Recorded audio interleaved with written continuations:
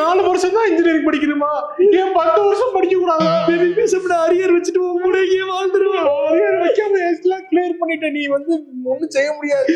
சரி விடு, இப்ப நம்ம என்ன பண்ண போறோம்? Okay okay, it's all right. நம்ம என்ன பண்றோம், வாழ்க்கையில அடுத்து என்ன பண்ணணுங்கிற நம்ம யோசிப்போம். நான் என்ன சொல்றேன்னா, நான் போய் வேலைக்கு போய் ஒரு நல்ல நிலைமைக்கு வந்து சாதிச்சுட்டு திருப்பி நான் உங்ககிட்ட வருவேன். நான் என்ன சொல்லணும்னு நினைச்சனோ அது நீ வார்த்தையா சொல்லிட்ட பேபி. அதே நினைச்சியா?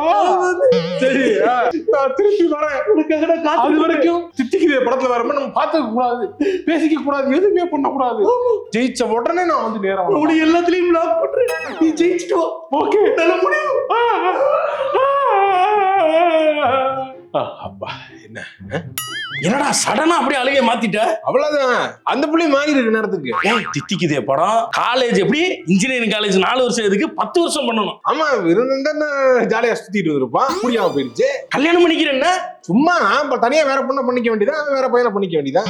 4 வருஷம் ஒன்னா சுத்துனீங்க. சுத்தணும், அதனாலதான் அழுது இப்ப பிரியா இதை பண்ணி இருக்காங்க. பார்த்தா டக்குன்னு நினைப்பாங்க, இல்ல என்ன சுத்தினா டக்குன்னு போயிட்டாங்க. இப்ப அழுது பண்ணும்போது சீன் போட்டு எல்லாருக்கும் தெரியற மாதிரி அழுதுட்டோம். அவ்வளவுதான், முடிஞ்சு போச்சு. சமன்படுத்திட்டு அப்ப நாங்க எல்லாத்தையும். சரி வா போவோம். என்ன ரைட் பார்ட்டியா?